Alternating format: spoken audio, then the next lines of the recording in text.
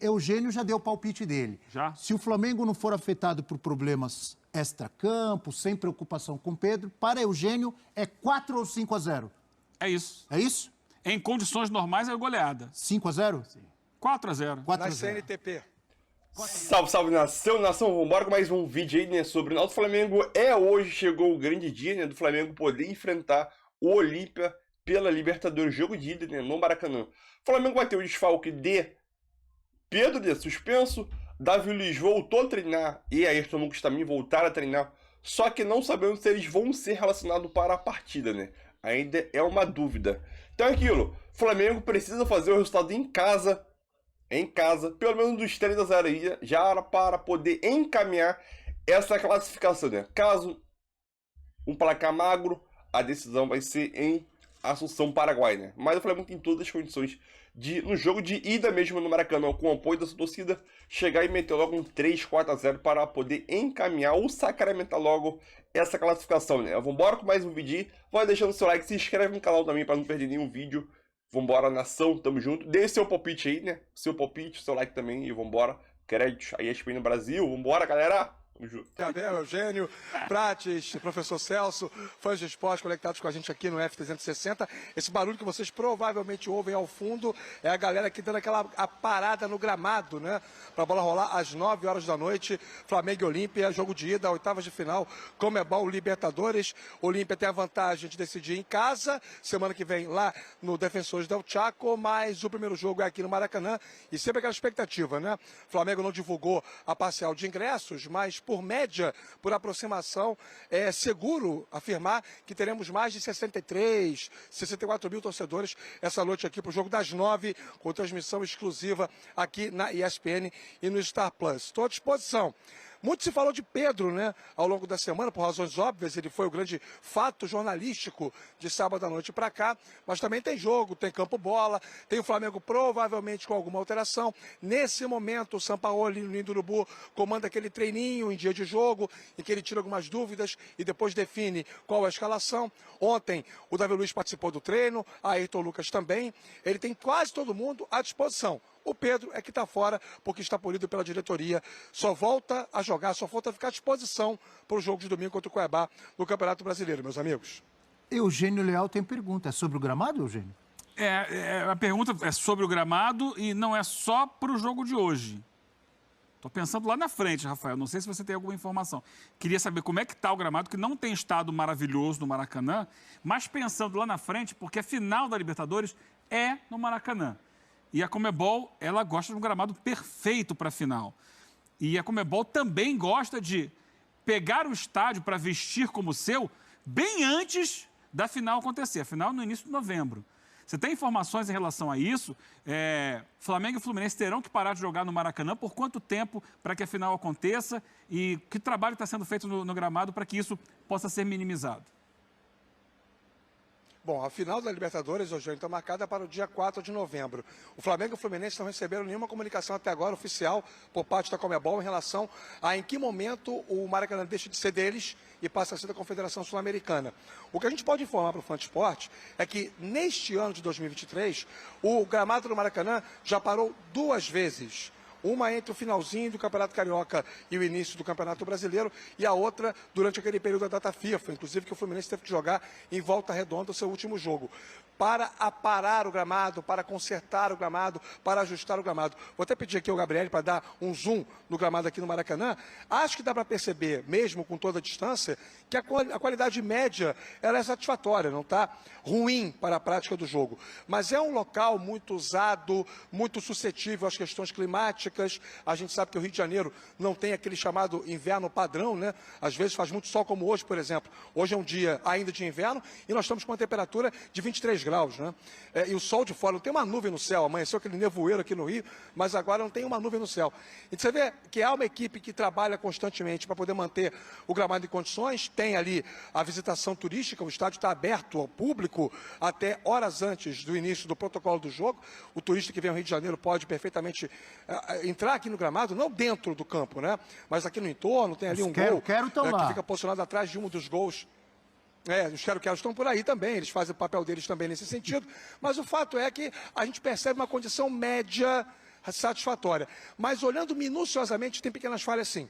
E aí tem que pensar, não agora, especificamente, como você bem colocou, tem que pensar nessa final de Conmebol Libertadores, tem que pensar na exigência que o gramado vai ter, porque o Flamengo tem um jogo da Copa do Brasil contra o Grêmio que vai ser aqui. O Fluminense e o Flamengo têm jogos de Conmebol Libertadores ainda, Flamengo passando e o Fluminense obrigatoriamente mais um contra o Argentino Júnior. Tem todos os jogos de ambos no Campeonato Brasileiro, então a gente tem uma perspectiva aí de muitas partidas ainda a serem jogadas aqui no Maracanã. Eu chutaria aí na mais de 30, além da final da Conmebol Libertadores. A gente tem aí uma discussão importante.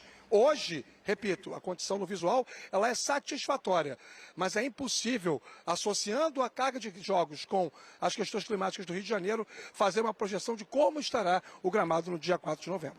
Rafa, gostaria de ouvi-lo.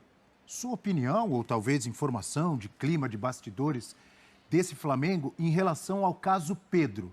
Pedro está fora do jogo, suspenso aí pelo Flamengo, está de castigo, Pedro, né?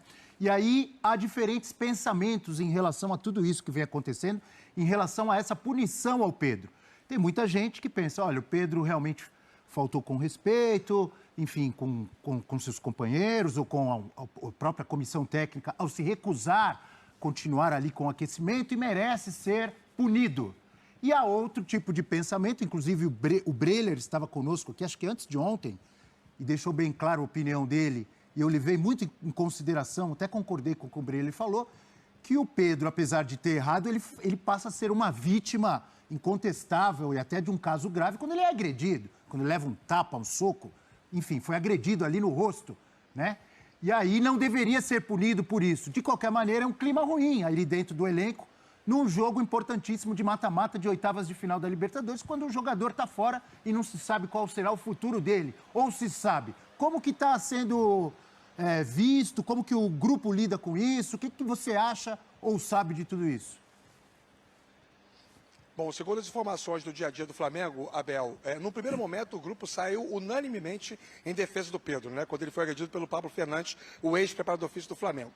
Os jogadores saíram em solidariedade, conversaram com o Marcos Braz, cobraram a demissão do profissional, o Marcos Braz conversou com o Sampaoli não se opôs, o preparador físico foi demitido.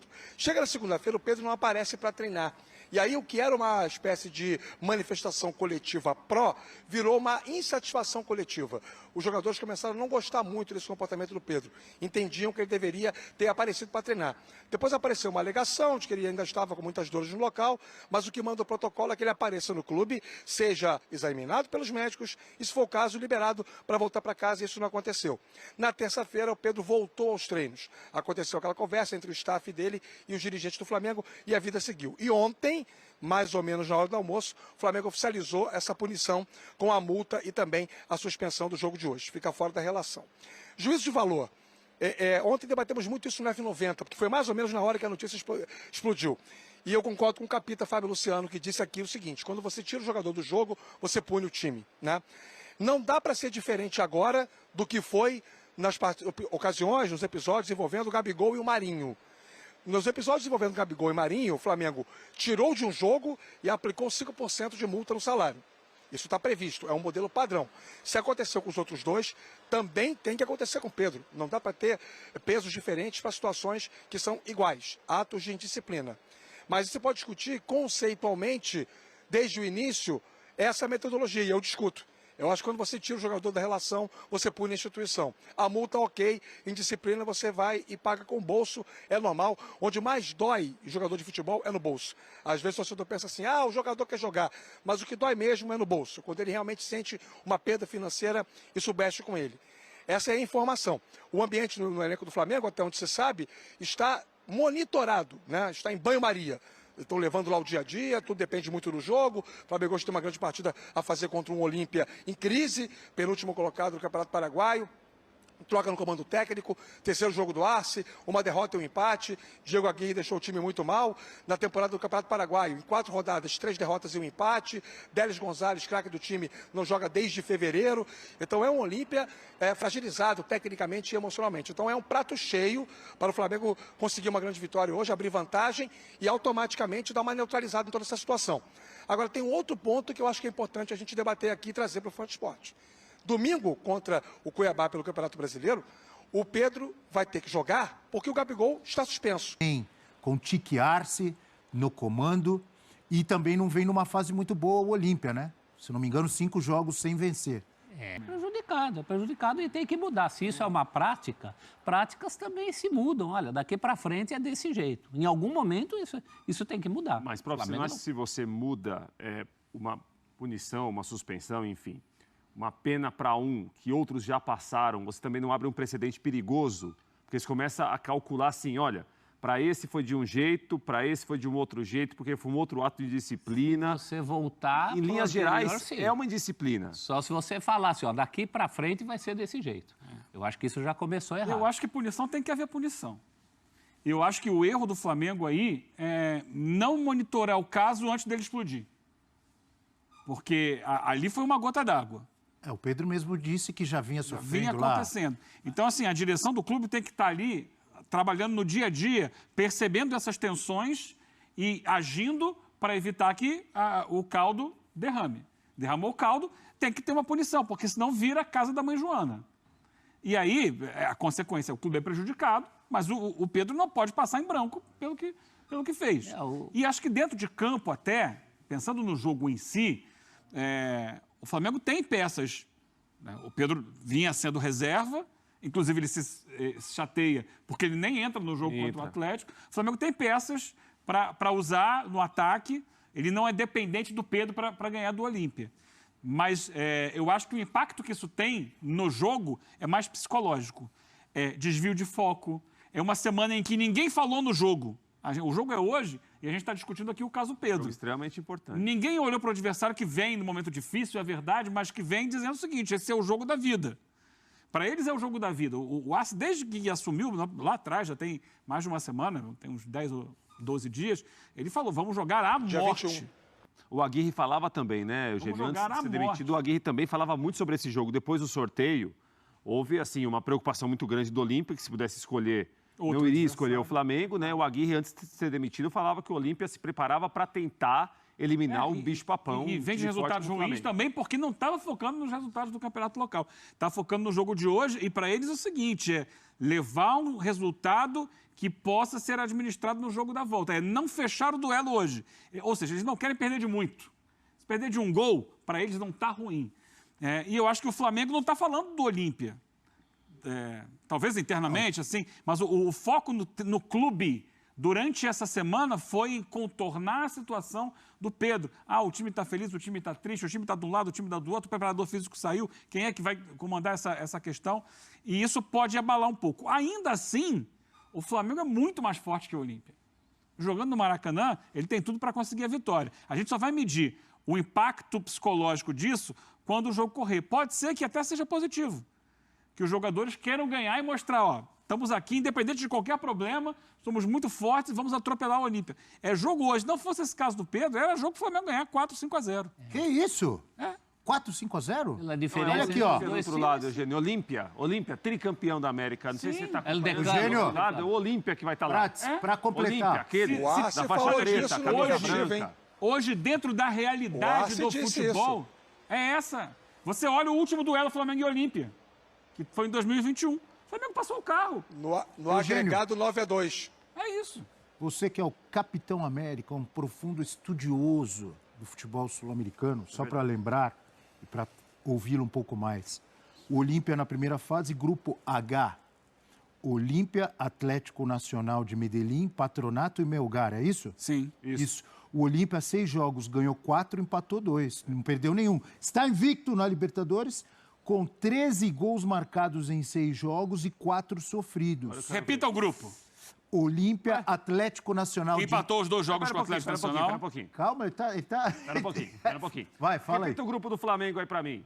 Nublense, Alcas e Racing. Foi segundo o Flamengo nesse grupo. Não conta pra ninguém não, Eugênio. O Flamengo foi segundo desse grupo. Segundo desse grupo aí. O Flamengo Esse passou por um grupo é momento... pior ou melhor que o do Olímpia, esse daí? Olha só, o Flamengo foi tão mal na fase de grupos da Libertadores que trocou seu técnico.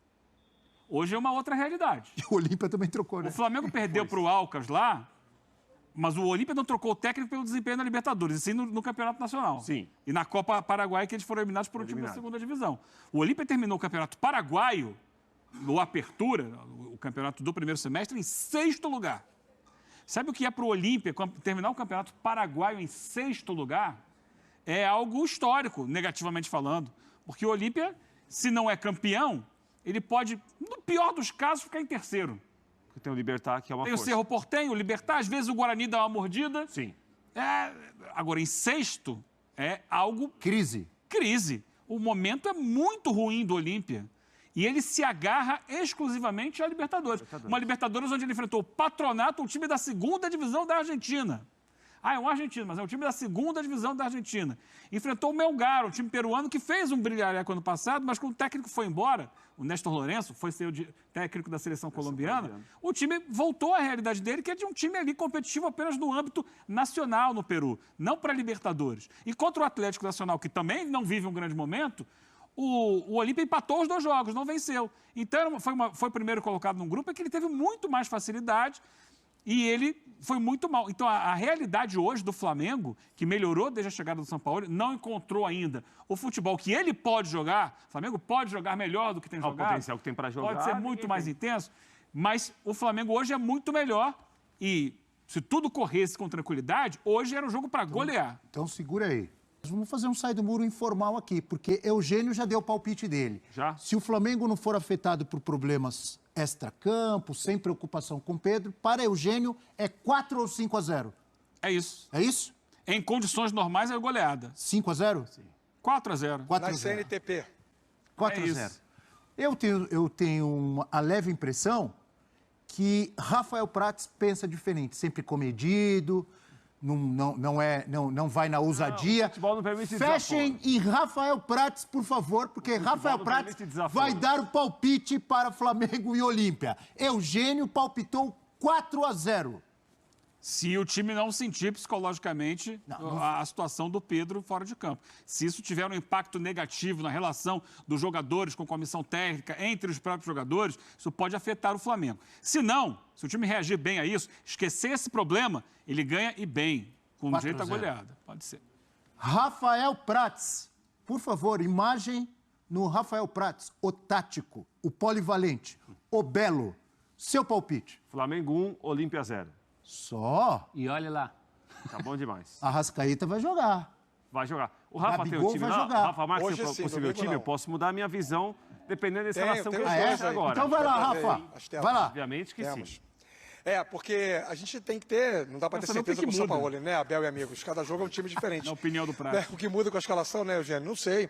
Vamos ver. O Prats é suscetível a, obviamente, como todo homem inteligente, ele é um deles, mudar a sua opinião mediante as informações que chegam, as informações novas, né? Nós temos os 2 times aí para poder fazer essa comparação e até referendar, reforçar a opinião do Eugênio Leal sobre a diferença técnica Rafa. de uma equipe para outra. Um provável Flamengo, com 2 dúvidas, fala, Abel. Não, por favor, vá à escalação do Flamengo de tanta gente, de Rondinelli, de Adriano Imperador, de Petkovic, de Zizinho, de Evaristo de Macedo, de Raul, Leandro. Esse é o Flamengo que você vai falar agora. De Zico, pelo amor de Deus. Claro, Zico é É óbvio. isso. Por favor, claro Rafa. que é o mal de todos, né? É o grande ídolo da torcida. Vamos lá, Flamengo de todos, de milhões e milhões de mundo afora, né? Matheus Cunha no gol, lateral direito Wesley, na zaga Fabrício Bruno e Davi Luiz, na lateral esquerda uma dúvida, Ayrton Lucas ou o Felipe Luiz, mais até para o Felipe Luiz, por uma questão de segurança por parte do Sampaoli, e está havendo uma certa, eu diria um certo distúrbio ali pelo lado esquerdo, em termos ofensivos, né? Quando joga o Ayrton Lucas junto com o Bruno Henrique, mais ou menos ocupam o mesmo espaço na fase construtiva. O meio-campo, o Thiago Maia ou Alan, mais para o Thiago Maia, ao lado dele o Gerson, e aí o quarteto da frente, o quarteto de 19, Everton Ribeiro, Arrascaeta, Bruno Henrique e Gabigol. É o Flamengo para o jogo das 9 aqui no Maracanã contra o Olímpia. Pelo menos. Então é isso aí, nação. Mais um vídeo. E eu concordo com o Eugênio Leal ser o fator mental, o clima ali entre Pedro ali, não atingir psicologicamente o elenco, que para mim não deve atingir o clima ali. O Flamengo ganha fácil hoje. Meu palpite para esse jogo aí é 3-0 Flamengo. Mas se for 4-0, é melhor ainda, que sacramenta a vaga, né? Então acho que um 3-0, um 4-0 aí é um placar muito bom já para o Flamengo poder encaminhar a classificação para as quartas de finais da Libertadores. Pedro, como a gente sabe, não vai jogar mesmo. Eu acho que o Flamengo com um quarteto mágico lá na frente, como a mostrou aí na tela, a chance do Flamengo ganhar esse jogo é muito bom, principalmente porque o Flamengo vive um bom momento, tirando a situação do Pedro ali. O Flamengo vem de bons resultados, vem de boas apresentações dentro de campo, sim. E o nosso rival, o Olímpia, vem de péssimos resultados, trocou de técnico, crise lá, o time já não vence há 5 jogos. Então eu acho que é um prato feito para o Flamengo chegar e jantar o Olímpia, né? Mas quando a gente acha que é o clima ideal para o Flamengo jogar bem e vencer, sempre acontece alguma coisa. O Flamengo empata ou acaba tropeçando numa derrota. Mas hoje não vai ser isso, não. Hoje vai ser 3-4-0. E o Flamengo encaminha a classificação hoje para as quartas de finais da Libertadores, no jogo de ida mesmo. Então é isso aí. Deixe seu palpite. Meu palpite é 3-0. E se for 4-0 eu não vou reclamar. Melhor ainda. Mas é isso aí. Tamo junto, nação. Vambora!